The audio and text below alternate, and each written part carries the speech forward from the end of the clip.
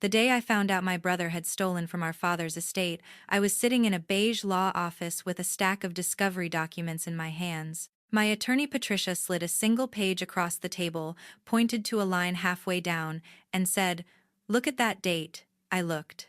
And then I looked again. Because what I was reading didn't make sense to me at first. The withdrawal $78,400 from the joint estate account had been processed 17 days before my brother even filed his lawsuit. 17 days. He wasn't contesting the will because he believed he'd been wronged. He was contesting the will with money he'd already taken to pay the lawyers who were doing the contesting. He used stolen inheritance money to sue me for the inheritance. I sat there in that office and I laughed. Not because it was funny. I laughed because the alternative was crying, and I had already spent 6 months crying, and I was done. Let me take you back to the beginning, because to understand what my brother did, you have to understand who my father was, and who my brother had always been. My father's name was Raymond Hargrove. He was 72 years old when he died of congestive heart failure on a Tuesday morning in March. He was a contractor. Built additions, decks, full renovations, worked with his hands from the time he was 19 until his body told him he had to stop. He was not a rich man by any definition people tend to use for that word, but he was careful. He saved. He paid off his house. He had retirement accounts he'd contributed to for 40 years, a small investment portfolio his financial advisor had managed since the 90s, and a life insurance policy that had been in place since before I was born. When everything was eventually added up and appraised, the total estate came to just under $410. Not a fortune. But not nothing either. He raised 2 kids in that house. My brother Derek, who is 3 years older than me, and me Nadia. Our mother Sandra passed away from a stroke 8 years before Dad did, and after that Dad lived alone. He managed on his own for a long time. Stubbornly, fiercely on his own. But in the last 2 years of his life, his health declined faster than any of us expected, and I was the one who stepped in. I moved 20 minutes away from him specifically so I could help. I drove him to appointments. I filled his prescriptions. I sat with him in the hospital during both of his major episodes. I was there. That's not me asking for credit, that's just context because it matters later. Derek, during those same 2 years, was living 45 minutes away and visiting roughly once a month, sometimes less. He had his own life, his own problems, and those problems were financial ones that had followed him for as long as I could remember. Derek was someone who always had a plan, a new idea, a business that was about to take off, a deal that was 2 weeks from closing, a side project that was going to change everything. And Dad, bless him, believed him every time. Or maybe he didn't believe him, but he loved him, and love and belief can look identical from the inside. Over the years, Derek had borrowed money from our father at least 6 or 7 times that I knew of. Small amounts at first. A few hundred here, 1,000 there. But in the last decade the amounts had grown. $8,000 for a truck he needed for a contracting business that never got off the ground. $15,000 as a down payment on an apartment he and his girlfriend were supposedly buying together. They broke up 4 months later, and the money was gone. And then 2 years before Dad died, $30,000 for what Derek described as a locked-in investment opportunity that required immediate capital. Dad gave it to him. Derek paid back $2,000 of it over the following 18 months and then stopped mentioning it altogether. I knew about all of this because Dad told me not to complain about Derek. He never complained about Derek. He would mention these things in passing, almost like he was thinking out loud, and I would listen and try not to say what I was actually thinking, which was, "Dad, he is never going to pay you back, and you know that." But I kept that to myself because it wasn't my money and it wasn't my relationship, it was theirs. What I didn't know until much later was that Dad had noticed too. And that 3 months before he died he had quietly updated his will. The original will, the one Dad had written years earlier, split everything equally between Derek and me. 50-50. That was always his plan, fair and simple. But in December, just 3 months before he passed, Dad met with his estate attorney, a man named Gerald Oakes, who had handled our family's legal affairs for years, and he made a change. The updated will left 60% of the estate to me, and 40% to Derek. And in a separate document, a letter of instruction that Gerald attached to the will, Dad explained why. He outlined the loans he had given Derek over the years, added them up, and noted that Derek's share of the estate was being adjusted to account for the money that had never been repaid. It was methodical, deliberate. It was exactly the kind of thing my father would do. No drama, no confrontation, just a quiet accounting. He never told either of us. He didn't say a word. He died in March. We buried him on a Saturday, and I held it together until I got home that night, and then I fell apart completely. I sat on my bathroom floor for a long time, and I cried until I was too tired to cry anymore. And then I went to sleep, and when I woke up I started doing the things that needed to be done.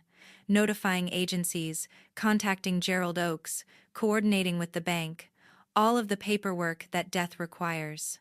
Derek handled the funeral weekend the way he always handled hard things, by being performatively present in public and emotionally unavailable in private. He made the right facial expressions at the service. He hugged the right people. He said Dad would have wanted this more times than I could count. And then on the drive home from the cemetery, he asked me how the estate was going to work. I told him we had a meeting with Gerald Oakes the following week, and we'd hear everything then. He nodded. He didn't push it, but I noticed, and I filed it away, that he was already thinking about the money before we'd even finished burying our father. The meeting with Gerald happened on a Thursday morning. Derek sat across from me at a long table in a conference room that smelled like old books. Gerald read the will, and when he got to the part about the split 60% to me, 40% to Derek, I watched my brother's face go through about 4 different expressions in the space of 3 seconds. Surprise, confusion, something that looked almost like calculation, and then a carefully arranged look of calm that I knew from 37 years of being his sister was not calm at all. He didn't say much during the meeting. He asked a few polite questions. He nodded when Gerald explained the letter of instruction. He shook Gerald's hand and thanked him. And then we walked out to the parking lot together, and he said I'm going to need some time to process this, and got in his car and drove away. That was the last conversation we had for 22 days. When he finally contacted me again, it wasn't by phone. It was through a certified letter from an attorney.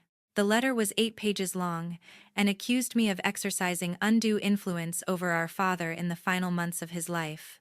It claimed that I had manipulated a vulnerable, seriously ill man, taken advantage of his declining cognitive state to pressure him into changing his will in my favor. It claimed that the December revision was not our father's genuine wish, but rather the product of coercion and deception by me, his caregiver. It demanded the original 50-50 split be restored, and it was signed by an attorney named Marcus Hale from a firm I looked up immediately, a mid-size litigation firm that specialized in estate disputes. Not cheap at all. I read that letter 3 times, and each time I got angrier. Not because I was scared of the legal process, I wasn't, because I knew the truth, but because of what it was saying about me, about who I was to my father. It was saying I had manipulated a dying man. My father, a man I had spent 2 years of my life caring for, driving, sitting next to in hospital waiting rooms, holding his hand during procedures he was frightened of. And my brother, who had borrowed $53,000 from him and paid back less than 4% of it, was accusing me of being the one who took from him. I called my own attorney the same afternoon, Patricia Voss. She's been practicing estate law for 22 years, and she is exactly the kind of person you want in your corner when someone comes at you with 8 pages of legal accusations. I walked her through everything: the will, the letter of instruction, Derek's borrowing history, my caregiving role, all of it. She listened. She asked precise, methodical questions. And then she said, "This contest has very little legal merit, but that doesn't mean it won't cost you time and money. Let's start pulling records." And so began the discovery process, which, for anyone who hasn't been through it, is the phase of litigation where both sides request and exchange relevant documents: bank records, communications, medical records, tax filings. The paper trail of a life. It takes time, and it is unglamorous, and it is exhausting, but it is also, as I was about to learn where the truth lives. Patricia requested the estate account records through the standard discovery process. The estate account was a joint account that had been opened years earlier. My father had added Derek to it at some point during the period when Derek's finances were unstable, the idea being that if something happened to Dad, Derek could and handle immediate expenses. My name was not on it. I had my own accounts, and my father had always kept things separate for me because, as he put it once, "You don't need my help the same way he does." Which was kind and also accurate, and also it turned out a fact that would matter a great deal before all of this was over. If you're watching this and you've been through something similar, a family dispute over a parent's estate, a sibling who showed you who they really were, the moment money entered the picture, I want you to know this channel exists because of stories like yours and mine. If this is connecting with you, consider subscribing. There are more stories here and every single one of them is real. The bank records came in on a Tuesday. Patricia had them by end of business. She called me that evening, which she rarely did. She was a strictly business hours kind of attorney, and she said, "Nadia, I need you to come in tomorrow morning. I have something I want to show you in person." That sentence alone kept me awake for most of the night. I was in her office at 8:15. She was already at her desk, a printed document in her hand, a highlighter she'd been using still uncapped beside her coffee. She slid the page across the table. She pointed to a line halfway down. She said, "Look at the date." The line read, "Withdrawal, $78, 400 processed February 12th. Derek's lawsuit had been filed on March 1st, 17 days before he accused me of manipulating our father. 17 days before he walked into Marcus Hale's office with righteous indignation about what had been done to his inheritance. $78, 400 of that inheritance was already gone. Already spent. Already, Patricia would later confirm deposited in installments into a personal account belonging to Derek Hargrove and used to fund a retainer payment to Marcus Hale and Associates. He had paid for his legal fight against the estate with money he had taken from the estate. I sat there looking at that document for a long time, without saying anything, and then I laughed. A short, strange sound that surprised even me. Because there is a particular kind of absurdity that only greed can produce. A particular variety of self-defeating blindness that comes from wanting something so badly that you stop thinking about whether what you're doing makes any sense at all. He had walked into a courtroom to claim he'd been cheated out of his fair share, funded by the fair share he'd already taken. What happened next completely shocked me. Not what Patricia found, but how much more there was to find. She wasn't done. While she had the account records in front of her, she went back further, not just to the filing date of the lawsuit but to the months before my father died. And there it was, a second withdrawal. $12,000. Processed on January 19th, 6 weeks before Dad passed, during the period when he had been in the hospital following his second major cardiac episode. He had been sedated on and off for nearly 2 weeks during that stretch. He had been barely responsive. He had certainly not been in a position to authorize a $12,000 withdrawal from a joint account, but the account was joint, and Derek's name was on it. Patricia pulled the internal bank documentation on that transaction. It had been processed by a loan officer named Corey Mills. Corey Mills, I later found out, had gone to college with Derek. They had been friends for 15 years. The processing notes on the transaction listed it as an emergency access request, a category that exists for situations when an account holder needs funds urgently and the other holder is incapacitated. There is a process for that. A specific documented process that requires forms, signatures, and in most cases, supporting documentation. None of that was present. Corey Mills had processed $12,000 out of a joint estate account, while my father was sedated in a cardiac unit with no documentation for his college friend. My father had not authorized it. My father had not known about it. My father had been unconscious. Derek had not borrowed from the estate. Derek had stolen from a dying man, while the man was too sick to know it was happening. I want to pause here and tell you something honest. When Patricia told me about the January transaction, I didn't feel anger right away. I felt something colder than that. A kind of stillness. Because I was thinking about my father in that hospital room. I was thinking about the machines. He was connected to the sounds of those machines, the way he looked smaller in that bed than he ever looked anywhere else. I was the one who had sat with him in that room. I was the one who had read to him when he was lucid and held his hand when he wasn't. And while I was doing that, while I was being the one who stayed, Derek was somewhere with Corey Mills authorizing an emergency withdrawal from an account that wasn't solely his. Whatever I felt in that moment, I am still not sure there is a word for it. Patricia moved fast from that point. She filed a formal report with the probate court outlining the two withdrawals, their timing, and their apparent purpose. She also contacted the bank's compliance division, directly providing them with the documentation and flagging Corey Mills's role in the January transaction. Courts do not look favorably on estate fraud. Banks do not look favorably on loan officers who misuse emergency access provisions for personal favors. The machinery that had been grinding against me, Derek's lawsuit, Marcus Hale's accusations, 8 pages of documents calling me a manipulator, began to shift direction entirely. Marcus Hale, to his credit, was not in on it. When the discovery documents made their way to him and his team, when the dates became undeniable, he did what any ethical attorney in that position would do: he withdrew from the case. He sent a formal notice to the court and a brief, carefully worded letter to Derek. He could not, he wrote, continue to represent a client in a matter where the funding of that representation appeared to have come from the estate being contested. He was protecting himself. And in doing so, he left Derek without a lawyer in the middle of a legal proceeding that was collapsing around him. Derek called me 4 days after Hale withdrew. I let it go to voicemail the first time. And the second. On the third call, my attorney had already advised me that if Derek made contact, I should not engage substantively, but she had also advised me that if I chose to answer, recording the call was legal in my state with one party. Consent. I answered on the 4th call. I pressed record before I said hello. The conversation lasted 23 minutes. Derek started with excuses. He said he had always intended to put the money back, that he'd meant to transfer it before the lawsuit was even filed, that it had just gotten complicated. He used the word borrow 11 times. He said he was in a bad spot financially, that there were debts he hadn't told anyone about, that he'd been under enormous pressure.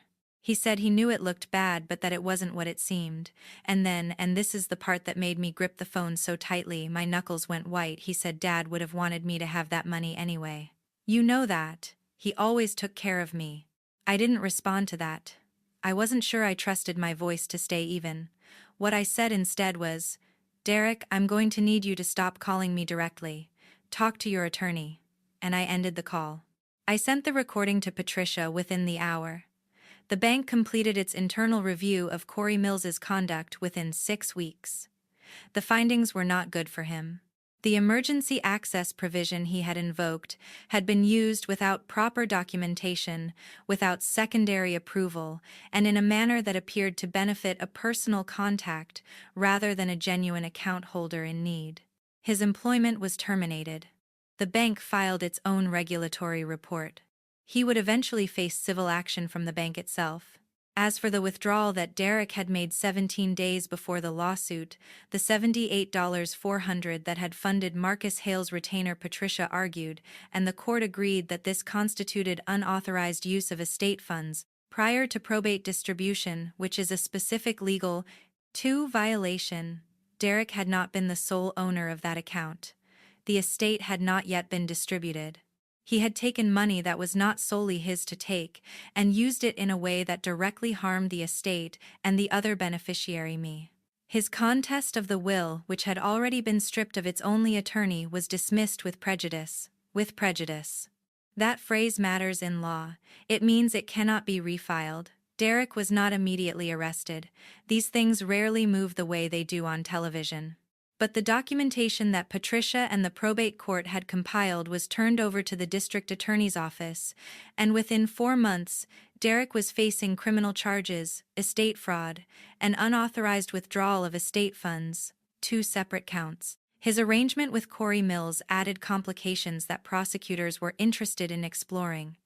It was messy and slow, and expensive the way these things always are. But it was happening. The truth was in documents. And documents, unlike memories, do not change their story under pressure.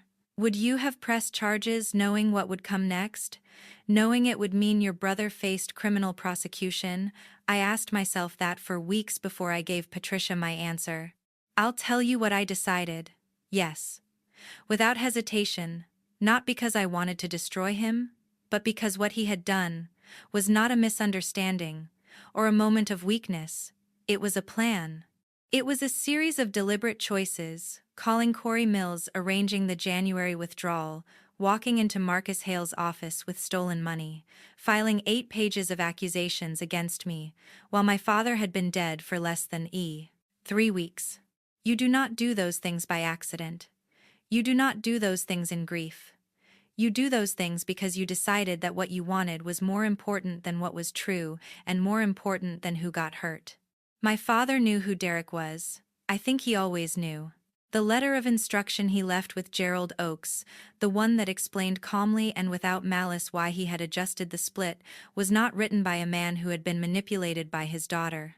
It was written by a man who had spent decades absorbing his son's choices and had decided in the end that he would not let those choices erase what he had built for both of them. He loved Derek. I believe that completely.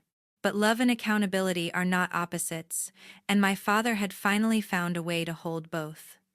The estate settled fully about 14 months after my father died. It took longer than it should have because of the legal proceedings, but Patricia was thorough and the court was eventually efficient. Derek's 40% share, the portion my father had left him, despite everything, was largely consumed by court-ordered repayment of the funds he had taken. What was left went into an account that his attorney, a public defender by that point, managed on his behalf while the criminal case was ongoing. He did not see a windfall. He did not get what he came for. I received my share of the estate. I paid Patricia. I paid Gerald Oakes. I paid the various fees that 14 months of legal proceedings produce. What was left I set aside for a while. I wasn't sure what to do with it. Money that comes from a parent's death doesn't feel like money right away. It feels like something else entirely.